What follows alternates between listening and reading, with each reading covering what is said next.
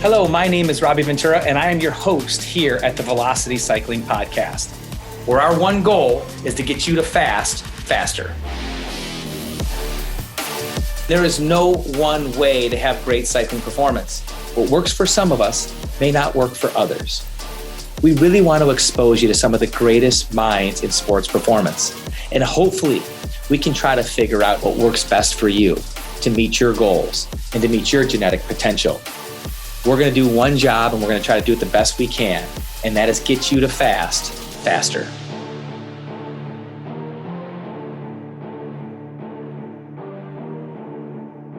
Hello and welcome to the Velocity Podcast. I'm your host, Robbie Ventura, and we have one goal, and that's to get you to fast faster. This is our 10th episode. Now, I know you shouldn't make a big deal about only 10 episodes, but this is a big deal for two reasons. One, it's a 10, it's a 0, right? It's a milestone for us. And we really like to support milestones here at Velocity. But two, we have an absolutely incredible guest to kick off our 10th episode. And that is one Mr. Ashton Lambie. Ashton, thank you so much for being a guest on the Velocity Podcast. And thank you so much for recording 8 incredible classes on the Velocity platform. Yeah, thanks for having me. It's been awesome recording here the last 2 days. Yeah. It has been so much fun getting to know you. The staff has gotten to know you. And, just for everybody listening, I'm sure you all know who Ashton Lambie is. He's a very recognizable figure. He's got an incredible mustache. The mustache actually has a name. What's his name? Gerald the mustache. And, Ashton is 28 years old. 30. I'm 30. 30 years old. I'm sorry. He's 30 years old. And Ashton is not only the fastest man to ever ride 4 kilometers, under 4 minutes, by the way, not only our current world pursuit champion. Those are great accolades, and he should be very proud of them. But what really stands out to me, because I've interviewed a lot of great athletes in my day, is his nature, is his smile, is his kindness, is his excitement to ride his bicycle, to spread his knowledge, and just to be a unique individual with his own ideas on how this sport should go. And it's refreshing as all get out. I grew up in an era that was very competitive, very cutthroat, very difficult. And to see his zest for life, his smile, his happiness around a sport that really, really, really gives us our licks from time to time. It's a tough sport, is so refreshing and so exciting. So a couple of the things we're going to get out of Ashton today, one of them is nobody knows how to go fast like Ashton Lambie.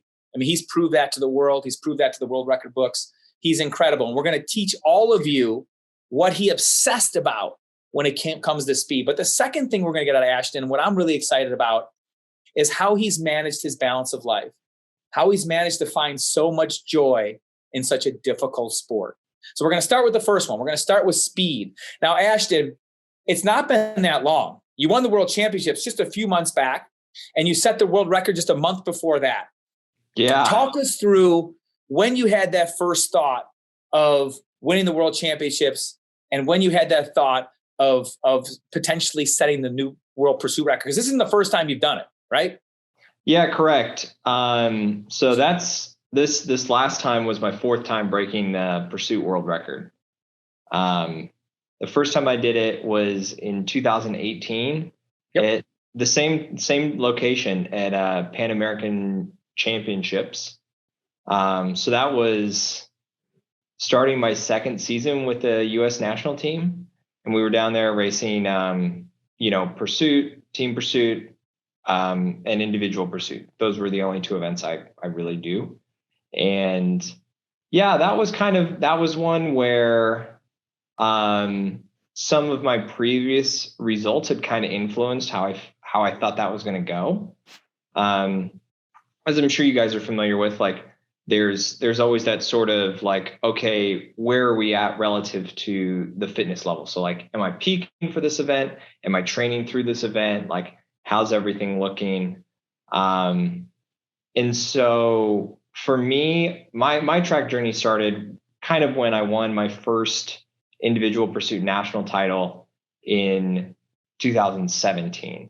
And so I went to LA and rode a 4:29, which sounds incredibly slow. Like should take a snack if I'm going to be out there. Let me just stop right here. Yeah. Go ahead. He won his first national championship in 2017. I believe you raced. I believe earlier that year you may have just started track racing on the grass tracks in Kansas, right? It was the previous summer before. So that was the summer of 2016. I went and I did really well at the grass track in Kansas, and had this grand idea of I'm going to try and go to the Olympics. And there were all these little steps I had to get to. I had to hit the category I needed to race at nationals. I had to win nationals. I had to go to World Cups. I had to go to World Championships, and then maybe I'd be able to go to the Olympics. So all of that kind of happened. I didn't end up going to the Olympics, but not to your fault, because there wasn't three guys that could keep up with you. Well, I mean, a team pursuit's a team pursuit. It does take four guys to make it or not make it, 100%. So yeah, we didn't have the team to make it, and that's just how it goes, man. So Lawrence, Kansas, 2016. Yeah. National champion a year later, 2017. Yep. So just that jump in itself from getting on a track bike for the first time, what was that like on a grass track? I mean, how was it? Tell us about that first experience. Yeah. So the grass velodrome in Lawrence, Kansas is basically it only exists for about 6 weeks a year in between the first cut of hay and the second cut of hay. When the grass is still kind of short, they let somebody mow the track. Basically you're out there with a lawnmower and a piece of string mowing the pole line, and that's it. There's no banking, there's no nothing. It's not rolled like a golf course. It's the pole lane is literally just a little dirt rut from people riding over it, hundreds and hundreds of times. So it's super bare bones. But it's fun, you're out there on a nice summer evening, and man, it's really pretty out there. And, it's a blast. I really enjoyed getting to learn on that. And it's really slippery. When you mean, go around the corners at full speed, you don't have that banking to kind of hold you in there. It is, but you also can't go that fast. I might still have the KOM at 30 miles an hour. So I mean, it's quick, but if you're doing a points race or an elimination race or something, you're cruising around at 15 to 18 miles an hour, which is also really nice because, if you crash on a track, if you're crashing on concrete, that really hurts. But, you're cruising around at 15 miles an hour and you fall over in the grass and you're like, oh man, and you just get back up and keep going. It's not too bad. You're not getting splinters like on the wood tracks. You're getting sod stuck in your ear. Right. So yeah, the barrier to entry for that is really nice. It was a great track to learn on, and a great environment. Everyone was really supportive. And a buddy of mine let me borrow his Surly Steamroller. So that's a track bike. It's the perfect track bike for a grass track because it can clear 38 millimeter tires. So we were basically running file tread cyclocross tires. Ah, okay. Yeah. So you're not. And what sort of gear? Were you running a 50-14? I don't remember the chainring cog. It was I remember I was on an 88-inch gear, and that was big. That was a huge gear for that track. Yeah, that's a 51-15. Yeah, that's because I mean, if you're only going 18, 19 miles an hour, that's a low RPM on a velodrome. Yeah, that's true. Yeah. So Kansas national champion the next year in California. Then when did you break the record the first time?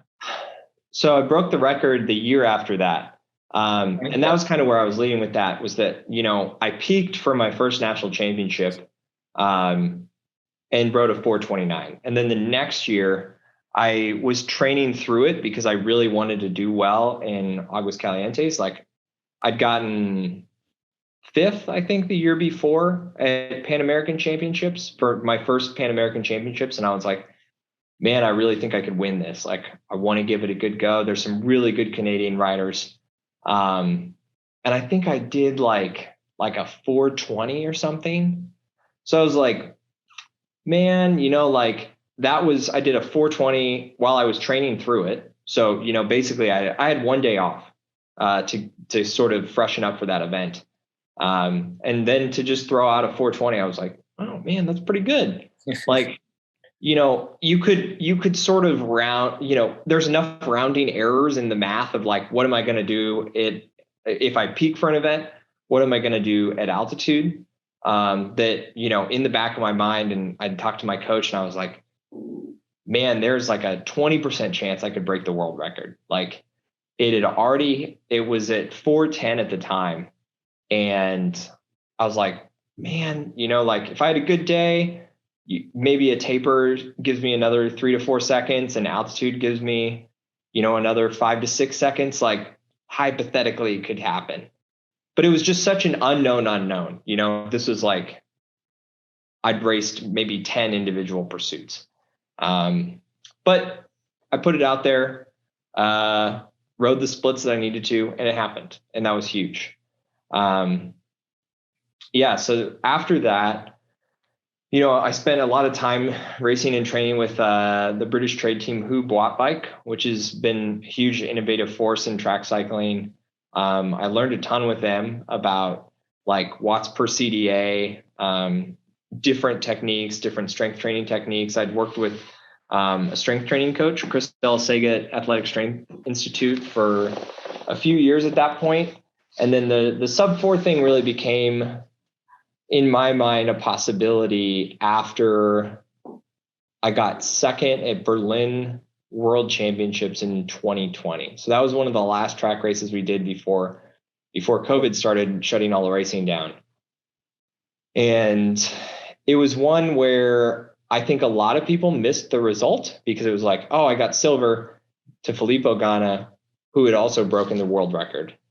So he lowered it to a 4:01.9. I'd lowered, we'd taken turns lowering it a few times between 2018 and 2020.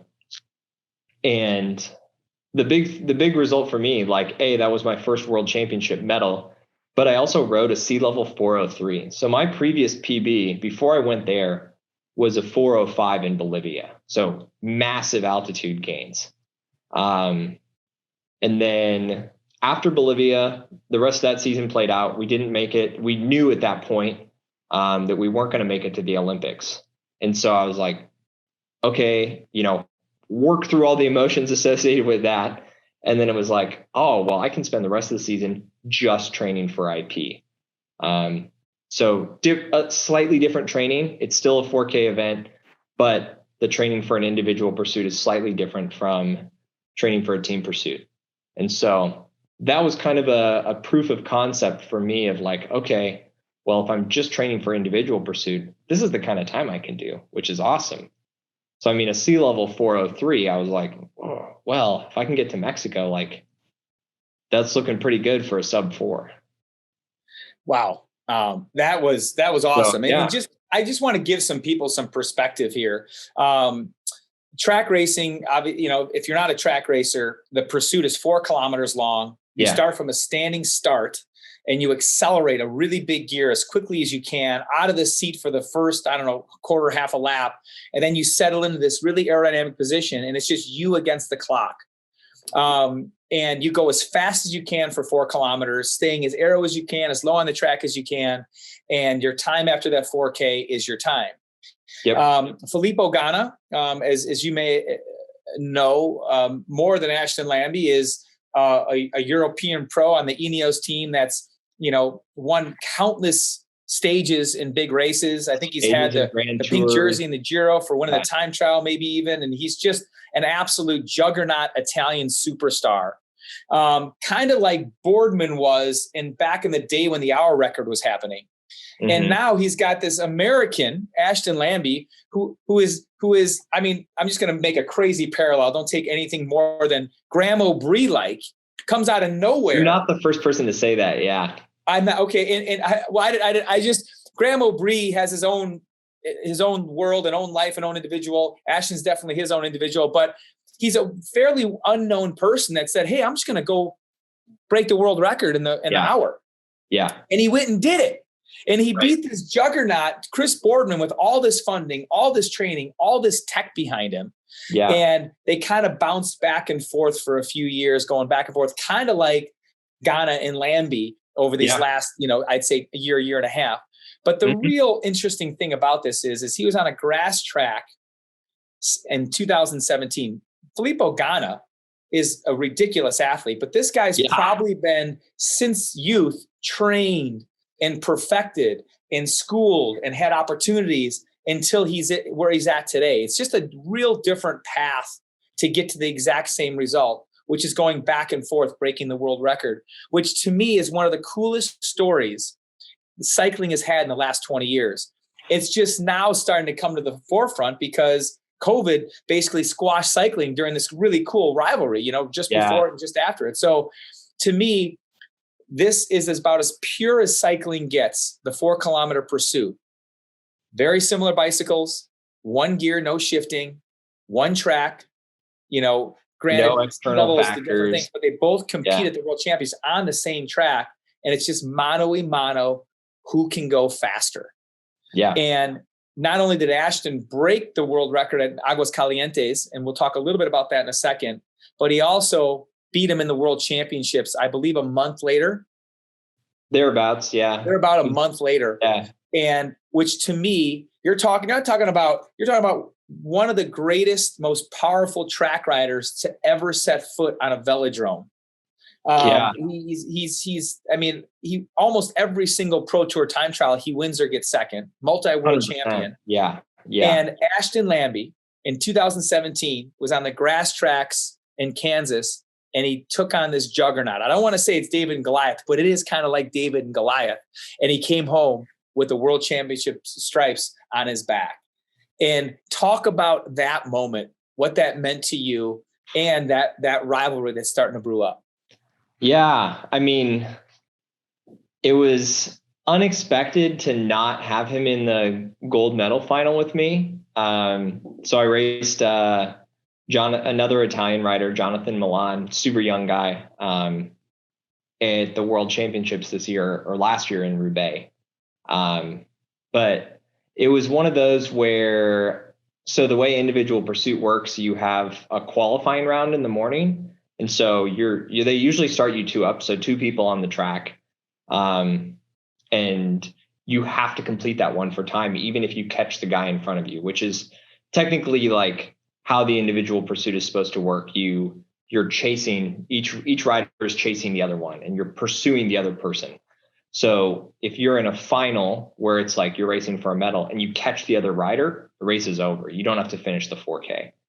It rarely happens, especially at an event like World Championships. Like you have to be 8 seconds up on the next guy to catch someone, roughly. So the way the qualifying works is that like it's generally by UCI ranking. So the faster riders go towards the end. So when I rode, I still had the Swiss Claudio Imhoff and Jonathan Milan and Filippo Ganna still to go after me. So I rode, and I just, you can't save anything in qualifiers, and I put up the best time I could.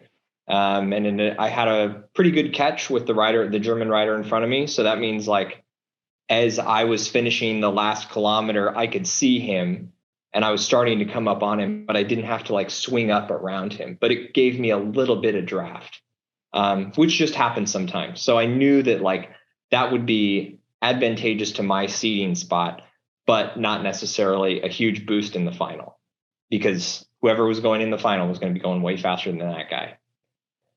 And so, yeah, I had a pretty good time in qualifying, and then, everyone else went, and, Ganna didn't break my time. Jonathan didn't break my time. Claudio didn't break my time. And I was just like, I texted my partner, Christina Birch, and I was just like, holy shit, man, like this could really happen, Yeah, that was like the first time it kind of set in. And then I guess I still haven't really processed what this did to my headspace. But part of the whole, have you heard this story, Robbie? No. Part of the whole experience of World Championships for me was that she got the call that she got accepted as a NASA astronaut candidate. In between, wow. Wow. She called me to let me know in between the qualifying round and the final round at World Championships. And so I was just like, Yeah, I guess a jersey is cool, but like, man, he's going to the moon. Yeah, maybe he's going to space, and I'm just like, well, I'm racing bikes. That's kind of fun, but like, yeah. So I mean, I think I had a really good mindset going into it, and didn't get stuck too much in my own head of like, oh man, I had that catch in the qualifiers, and like, there's no way I'm going to be able to hold that up, and like, I'm not going to be able to back up the final, and you get so stressed about all these things, and like, you're just burning this nervous energy. I'm just so overjoyed to be able to share like that experience with her and that life with her, that like, it made it really easy to go line up for a final in a world championships and be like, yeah, it's cool. I just got to execute this. Like I've done individual pursuits. If it happens, great. If it doesn't happen, still another medal, like not a ton of pressure on it. And I think that worked out really well. But I mean, finishing it, and I remember, so the way the calls work, or the feedback that you get, because you don't have like a computer or anything that you're looking at.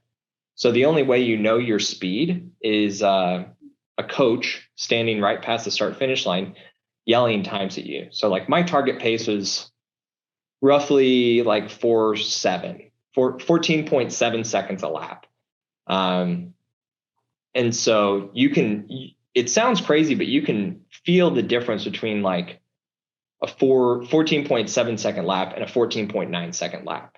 Wow. Like only 0.2 of a second, but it's a pretty substantial difference. And I mean, you get better at feeling it the more you do it. And then since it was a final, part of our tactic was to ride to the schedule, ride to the pace I was supposed to for the first 2 kilometers, the first half of the race. And then after that, he was going to call how far up or down I was on the opposing rider. And so, I felt like the first 2K of the race went pretty well. I was like right on schedule. The legs were feeling okay. And then I came through at 2K and I was, I think, like 0.3 up. He was like 0.3 up. And I was like, okay, that's good. We're just going to keep cruising. And then it was like 2 more laps at like 0.3, 0.4. And then with 6 to go, that's when the fatigue really starts to set in. And I still felt really strong. I still felt really stable. Like, just everything was going really well. And then that lead started to balloon out with like 3 to 4 laps to go. And it was like, all of a sudden it was 0.8, 1 second. And I was just like, this is it, man. Like, I'm going to bring it home in 3 laps. Like, we only got 45 seconds. And I mean, just to be able to, ever since I started, that was a huge, huge goal.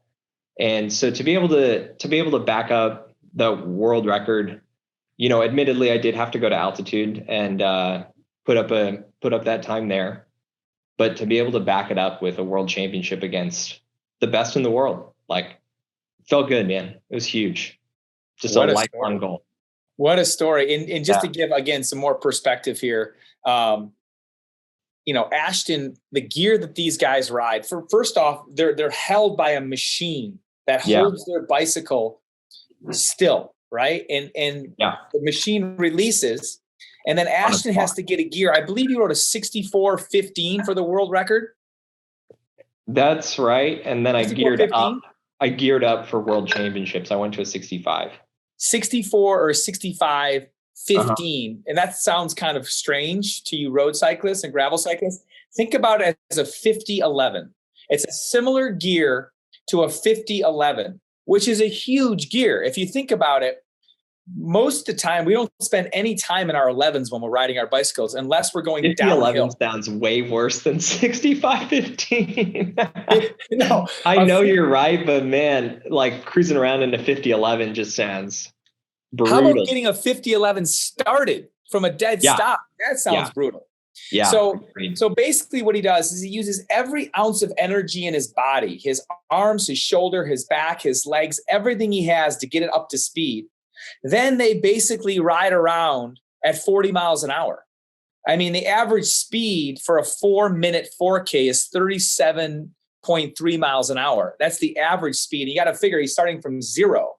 So it takes a lap or so to get up to speed. So he's over 40 miles an hour or right around 40 miles an hour for 4 kilometers. Yeah. Now, most people riding their bicycle on a flat road with no wind can't even get close to 40 miles an hour. And the fact that you can hold that for 4 minutes is just a mind blow to me. And that's kind of the next area I want to get to, Ashton, is what are the elements that you had to focus on, that you had to be meticulous about to get yourself to be able to hold 40 miles an hour for 4 minutes? Yeah, that is a great question. And something that I really learned a lot from my time with Hugh Bike and specifically Dan Bingham.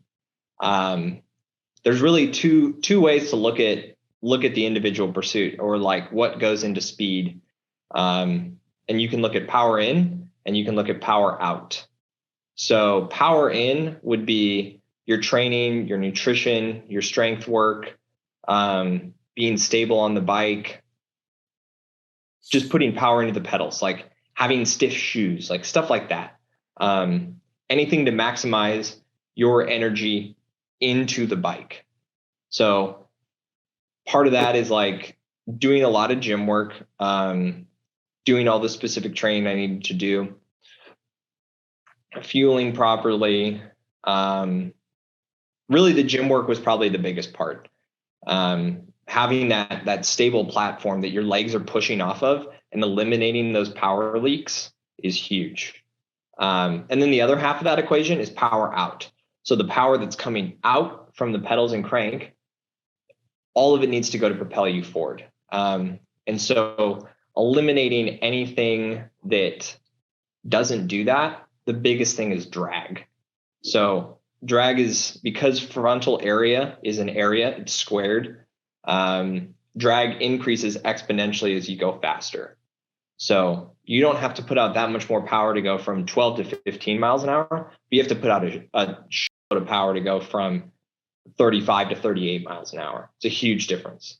So I had a lot of control over all of my equipment, like skin suit, shoes, shoe cover, helmet, the bike, the wheels, the tires, like all of that stuff.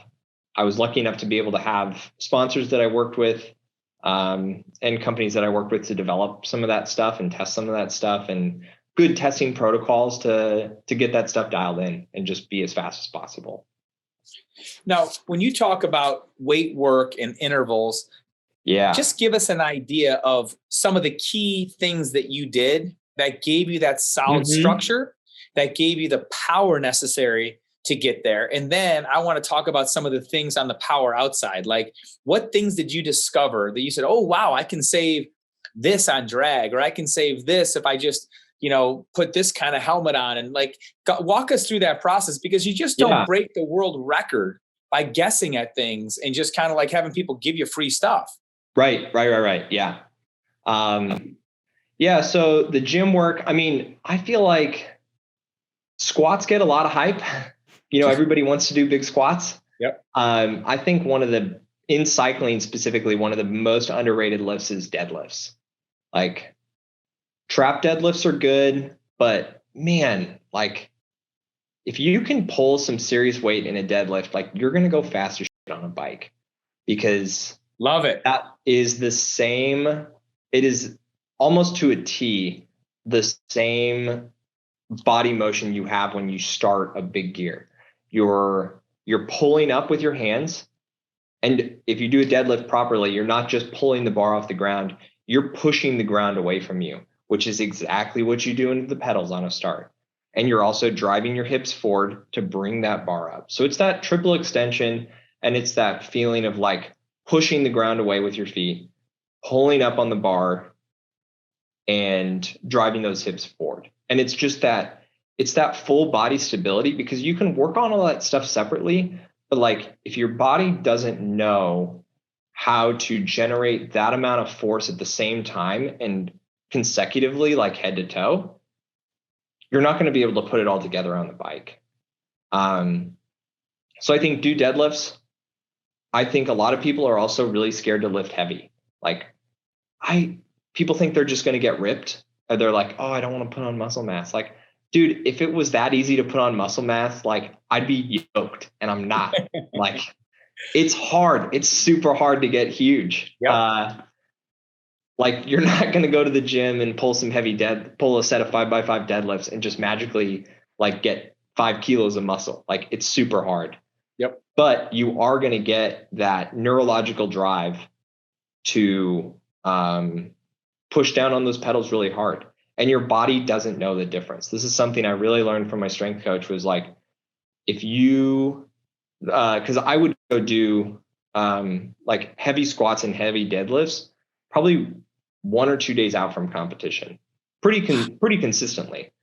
But I'm doing them, I'm getting there, I'm warming up, and I'm doing the lifts, and I'm getting out of there. I mean, we're talking like 40-minute workout max, where we're doing sets of 3-2-1 deadlifts. And they're also partial range of motion. So I'm not deadlifting from the ground, because that's not what cyclists do.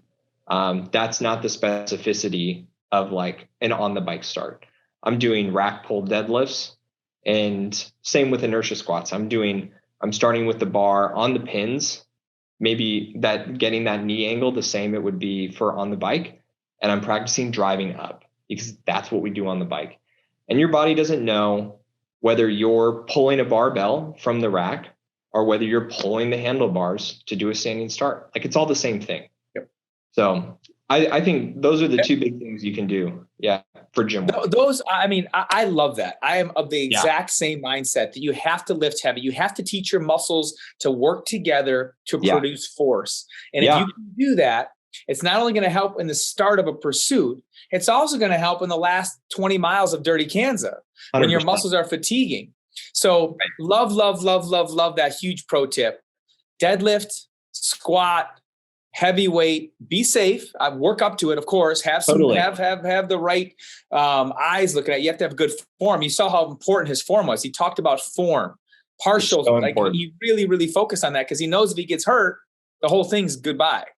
But that's beautiful. I love that. That was great. Now, how about on the an actual workout that you do on the bicycle to produce power? Yeah, this is one of the ones I recorded, actually, was like the broken 5Ks. That's a workout I came up with our coach at the time, Gary Sutton, who I remember after Berlin 2020, like I came into his office and he was like, mate, you're the 2.5K world champion. Like, we got to get you to the 4K. And so I think whatever the workload you want to do, or whatever your target power is, if it's a short event, I don't think you need to do the full event. I never did 4-minute efforts. Like, in between racing, I never did a standing 4K ever. I think it puts a lot of pressure on those efforts, and it can like really mess with your head, whether you have a good day or a bad day. If you have a good day, you're just like, oh yeah, like maybe, like maybe the training's going well. Maybe I went too hard this day. Maybe I'm not saving enough for racing. Like, there's just so many ways you can get in your head if you do the full run through, but split it up, do a flying 3K and then do a standing 1K. Like, you're effectively getting the same workload as a 4K pursuit, but you get to break it into little smaller sections. And I would say the same thing with whatever kind of intervals you want to do. Like, break it up into smaller sections. If you've got a 40K time trial that you're doing, don't go out and do a 40K time trial to train for it. Do like 4 10K time trials and do all of them a little bit over what your 40K like power is going to be. Building up the time in that zones and the time with those sensations and really sitting with that power, like, that's huge. It's so important. And I just want to emphasize again, the 8 classes that Ashton did for us are phenomenal. He tells stories. He gives you the backstory about why this workout is effective. One of the great things about the Velocity platform is you can really learn from people like Ashton, and he really took advantage of that. He created 8 incredible workouts, some of them that were really focused on kind of the training that he did for the pursuit, but he taught you how to apply it to if you're doing gravel racing, time trials, whatever. He does a really, really nice job of that. And Ashton, talk a little bit about how you use the platform to really kind of get your message across. Because I took your class. I took your live class, and it was terrific because you really kept me in that cadence range that you wanted me to go. I think they were these 5-minute chunks slightly above your threshold. And I really focused on my cadence, and you kept me in the pocket there. Well, it's funny because I was talking with Christina about it. Like I always have this kind of internal chatter going on when I'm doing these workouts. Like if you're on the track and you're just cruising around, again, you're only getting feedback every 15 to 20 seconds. And so there's just like a lot of time where you're kind of hurting and you're like, oh man, this is hard. But like, there's always something to work on. There's always stuff to focus on, and there's always stuff to think about. And so I felt like these workouts are really just me saying the stuff that pops into my head, just saying it out loud, because there's always something I'm trying to work on. If I'm going to be there doing the work, like I'm going to be working on something, like why am I doing this workout, or what's the point of it? And so, it was a really good opportunity to just kind of be able to share that and talk out loud of what I'm normally thinking on a ride. Yeah. And the nice thing about it is what you have amassed in terms of your understanding of how to ride properly. Doing a workout, if the coach tells you to do a workout and has you do 5 intervals, 5 minutes long each, you could probably execute on that. Okay. But now if you have a coach telling you why and how to do it a little bit better and giving you a little bit of motivation, don't you think it's a lot easier to execute and get more out of the workout if you have a coach like yourself explaining some of the details around it? Because there's like stuff that you might be thinking about and you're not sure what the right way to do it is. And that's kind of what I would say is like a known unknown, where like that you use your knees to pedal, but you don't know what to do with them. And then there's like the unknown where you might not even think about your knees when you're on the bike, and you don't know what you're supposed to do with them. So I think there's a lot of opportunities for improvement and learning about what to focus on and just, what to improve. The breath and holding the can in my stomach. I thought some of those breathing techniques and just securing your pelvis and really creating a solid foundation to push off of was a lot that I got from your classes. I really think from a technical perspective, there is a lot to be learned on how to pedal efficiently. Like you said, power out. Let's go there now. Let's talk about the power out piece. Like, how did you get granular as it relates to reducing drag? And friction in the chain and all that stuff. Like, what did you do to make sure you made sure you had the fastest setup you could possibly have? Yeah. Some of that was, I would say there were 2 parts of that. Like some of it was testing and having good testing protocols that I learned from my time with Who Bought Bikes. So honestly, I've been in a wind tunnel once. I am not a huge fan of it. I think it has a purpose, and that purpose is to test equipment in a very controlled environment. And a track is a very controlled environment, but it's also kind of out of control because people riding bikes is not a controlled environment. And so I think there's stuff you can learn from the wind tunnel. I don't think it's the do all end all as far as testing. So when I say the 2 parts were, 1, testing stuff myself, testing different positions, different skin suits, different helmets, different tires, like all this stuff. And then part of it was like learning from that and working with sponsors or mechanics or other folks in the industry that I trusted. When Victoria tells me like, hey, we created this new tire. Like, I know you've been riding the Pista Speed. This one's even faster. We got the white paper here. Here's our testing protocols. I'm like, great. I don't need to test this tire. I trust that you guys did it. I trust that you did the right tests. Like, I would love to ride these tires if you can get me some. Like, stuff like that, and being able to build relationships like that where you trust the people to do the testing to the same standard that you yourself would do. I was that same way with Zip.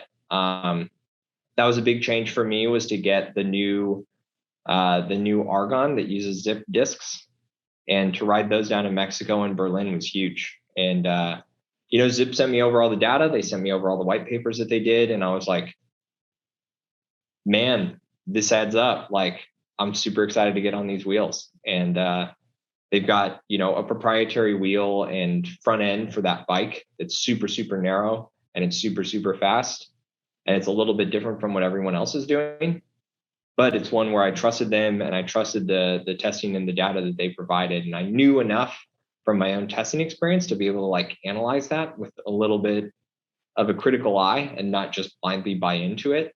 And so that was the other half of that, was like testing, learning from testing, and learning how to read other people's tests as well. How about the helmet, and how about the position on the bike? How did you dial that in? That was a little bit trickier, because some of that is power output. So I think watts per kilogram is a really common metric. Like everyone knows watts per kg on the chart. Yep. And I think what we'll move towards is more people looking at watts per CDA. So obviously, you can wad yourself up in a little ball and you're going to lose watts, but your CDA is going to be great. Or you can sit with flat skis and like you're sitting up and you're just pushing mad watts, but your CDA is crap. And so there's a middle ground there of like having a low CDA and still being able to produce watts. Some of that's testable and some of that's trainable. Like you can train yourself to put out more watts in a crunched up position. And so and it's kind of one of those things like watts per kilogram. I mean, I'm sure you've dealt with this before, where the math usually works out that like, if you lose a little bit of wattage, but you lose a couple kilograms, your watts per kg is going to go up. Right.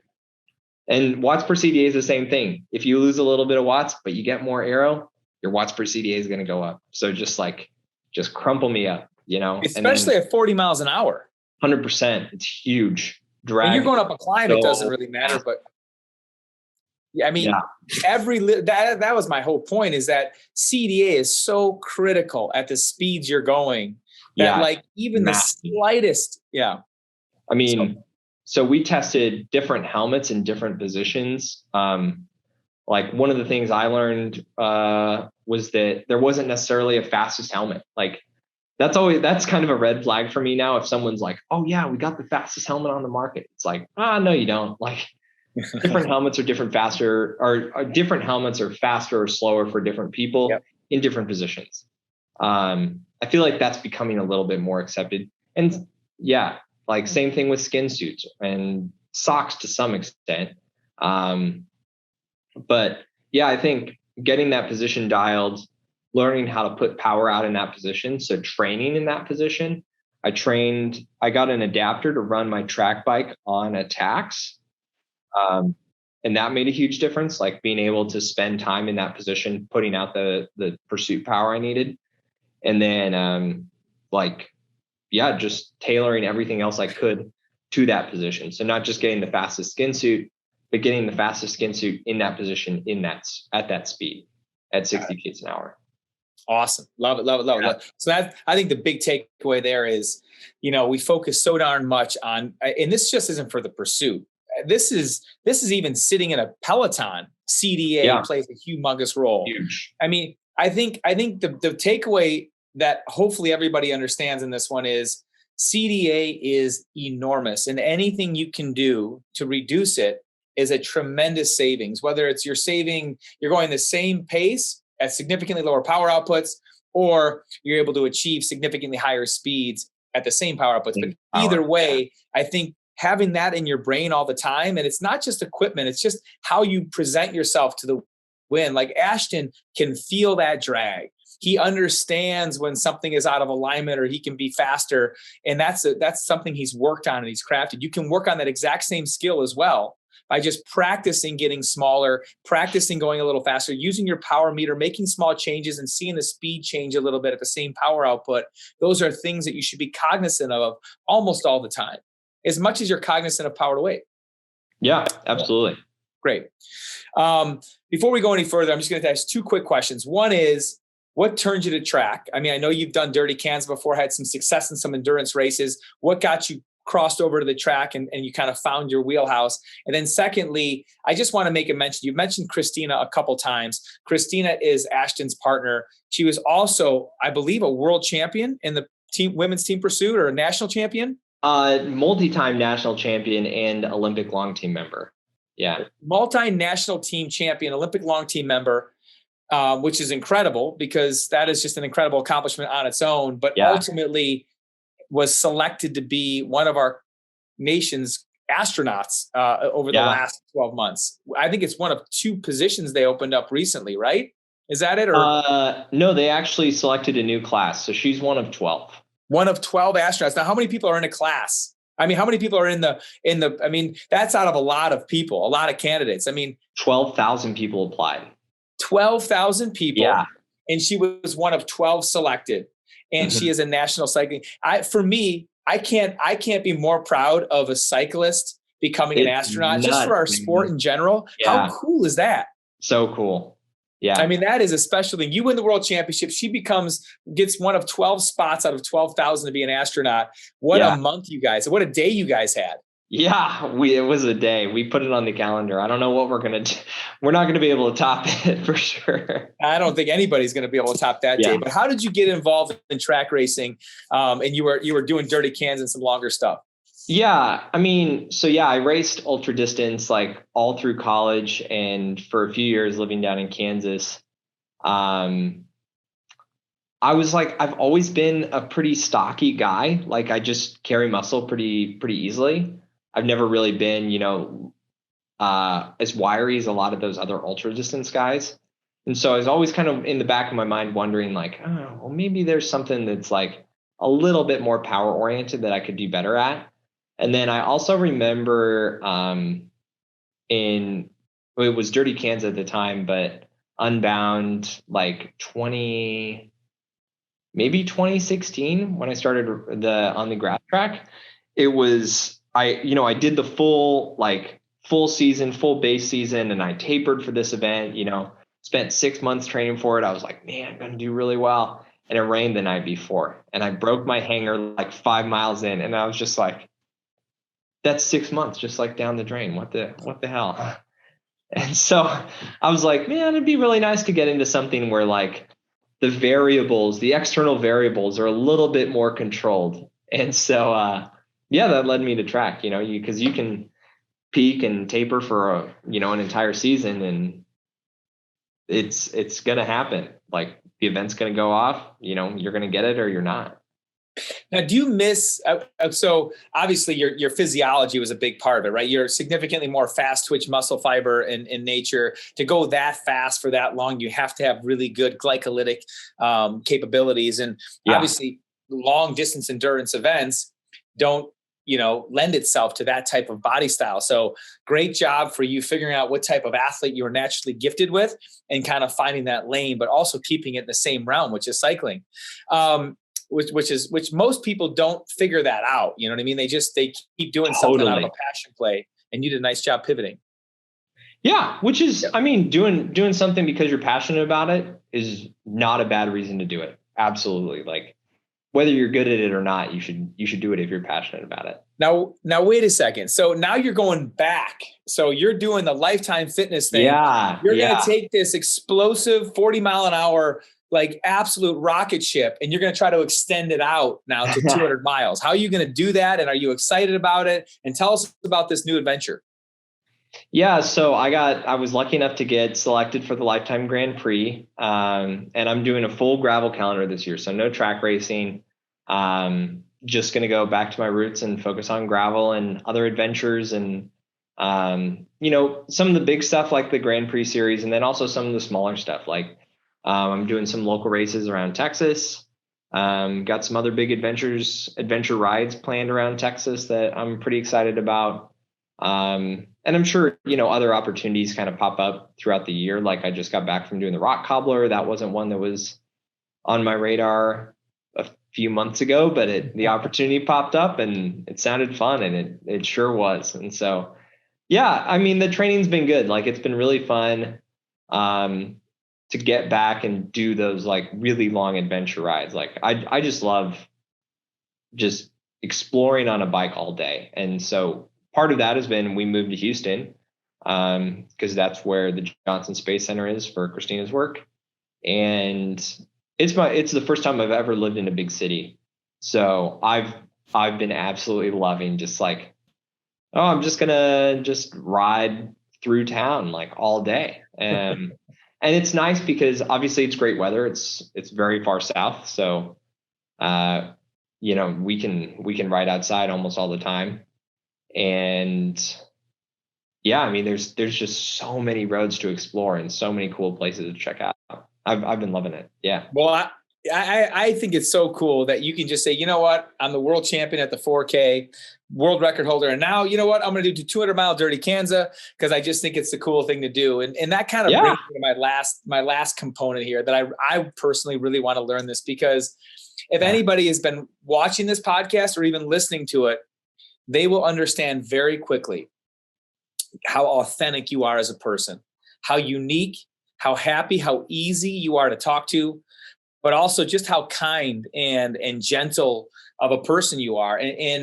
And for me, it's just so crazy refreshing to have somebody that's accomplished what you've accomplished, be as humble and as personable and as sweet as you are. And I want to know how you do it, because, the sport of cycling that I grew up in was much more competitive, like I said early on, and cutthroat. And how do you find that balance? How do you find that joy in almost in everything that you're doing? I mean, you're coming here riding indoors for 5 hours a day in this room lab, and you're smiling the whole time. Well, maybe not the whole time, but cool. I mean, I just love riding bikes. Like, I don't know, the opportunity to sort of like narrow your focus a little bit and like really break something down into really small, finite parts, and like be able to do something that most people would say is quite easy. Anyone could get on a bike and go ride 4K, but then like there's a real like skill to be able to take every aspect of that, that you might not be able to get if you just did every kind of biking you could, or every kind of cycling you could. But yeah, I really like getting into those really finite details and figuring out how to maximize them.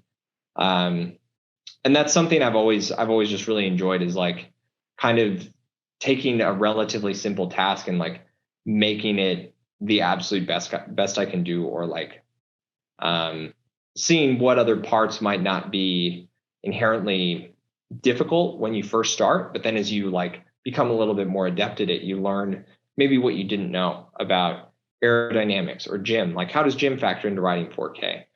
Like that kind of stuff. And so, yeah, I guess I've been really lucky to be able to do stuff that I'm passionate about, and the individual pursuit, it worked out that I'm also pretty well suited for it, and had a lot of success at it. And so it's kind of one of those things where it does take some energy to change that inertia, where it's like, it'd be easy to just keep doing the same track training I'm doing. And I'm sure I could still get a little better at it, but it's also like, I kind of did everything I wanted to do. Like, I'm not saying there's nothing new to learn or nothing new to do, but it would be a little bit of a repeat of what I've done. I could do it again for another year, maybe get another world championship, maybe not, maybe lower that time a little bit, but it's not quite as new or exciting as getting back into gravel, because I really miss it. Like, gravel is something I feel really passionately about. It's something I did a lot growing up in Nebraska and Kansas. And we do get to take adventures on the track, but it's different. It's not like much more unpredictable, right? The track is a little bit more predictable. Yeah, right. And so it's getting into those situations you don't know. Like the rock cobbler, super unpredictable. Like, I was so out of my element. I remember there was one point in the race where it was like, I'd already gotten dropped from like the lead group, and a bunch of people had passed me in this really, really technical mountain bike section. And there was an aid station where they had like propane tanks lined up, and you had to throw a tire. And if you threw a tire and got it on the propane tank, you were in a raffle. And so I like got off my bike and threw the tire, and I was like, I don't know what this is. Like, what are we doing? And then I come around the corner and there's like this dirt chute, and I just look at the guy in a gator, and I was like, are we supposed to ride down that? And as I yell that, this other guy comes up behind me and just like absolutely sends it. And I was like, I am out of my element here. Like, man, this is fun. And so, yeah, I mean, for me, it was one of those times where it was just a really natural break. And I was like, there's just a lot of other stuff I'm passionate about, and a lot of other stuff that I'm excited about. And that a lot of the companies and sponsors I work with are excited about. And so that opportunity came up. I got to keep doing what I love. I got to keep riding bikes. I got to keep exploring. I get to keep learning new stuff, and I'm doing it. It's awesome. I love it. Awesome. And let me just close with this. Ashton's got to learn how to be a better mountain biker, how to, obviously extend out that aerobic engine. There's lots for him to get better at, which is kind of, I got to be exciting for you, because there's a lot of growth there. And as you get better at those things, you're going to keep getting better at them. But I guess one question I have is, why maybe not like professional road racing? Events like, prologues and putting on there's some opportunities there. Why haven't you ever gone in that direction? And that's kind of what I'm talking about, because that direction's a little bit more like, just a little bit more have to it than the gravel scene. Is that part of the reason why you're kind of pushing that away a little bit? Yeah, you're not the first person to ask that. I did some road racing when I was a kid. And yeah, I don't know, something about it just like didn't really appeal to me, where I don't want to say it's the same races every year. Like, there are new races on the UCI calendar, but it doesn't have that same vibrancy and that excitement to me personally as gravel. One of the things I really value is like my personal ability and freedom as a cyclist to do what I'm excited about. And I think it would be pretty quick that I would build resentment of like, oh, you got to go do these 10 races. And I'd be like, well, I don't want to do them just because you told me I have to do them. Like, that I like, whether I wanted to do them or not, maybe they're cool races, but because there's someone telling me to do it, I'm just like, oh, now I don't really want to do them anymore. But like, the fact that I get to build my own calendar and I get to work with all these sponsors that I get to pick out and get to work with that are excited about stuff that I'm doing, that's huge. And I love getting the opportunity to build those relationships with sponsors, with other cyclists, with race promoters, with, the people running the tire toss at Rock Cobbler. Like, it's that for me is like the most gratifying thing, instead of like being forced into those relationships and that schedule. Like, I want to be able to make like very conscious decisions about all this stuff and like really control that flow and what all that looks like. That I think is part of the reason why I feel like you have this, just calmness about you and this happiness about you, because you might not have to do these things that sometimes are often make the sport a little bit more chore-like and less adventurous. So 100%. And you hear that from a lot of people, that like road racing is they're like, oh yeah, well, it's a job. And I'm like, I mean, riding bikes is a job, but like, man, I love doing it.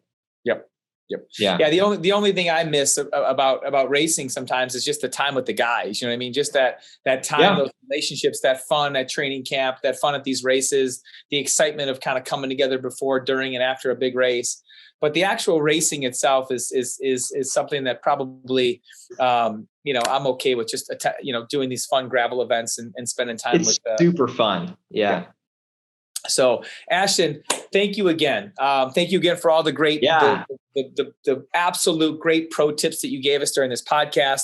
Thank you as well for the incredible 8 classes. If anybody is listening to this podcast, get on Velocity and learn more from Ashton Lambie and take his classes. He does a tremendous job. And I just wish you all the luck. Hopefully I'll see you at some of these events. I'm going to be doing some of those Lifetime Fitness events this year. I can't wait to see you at them. But man, it was sure fun having you here in Chicago. So thank you again. Yeah, thank you. Appreciate it.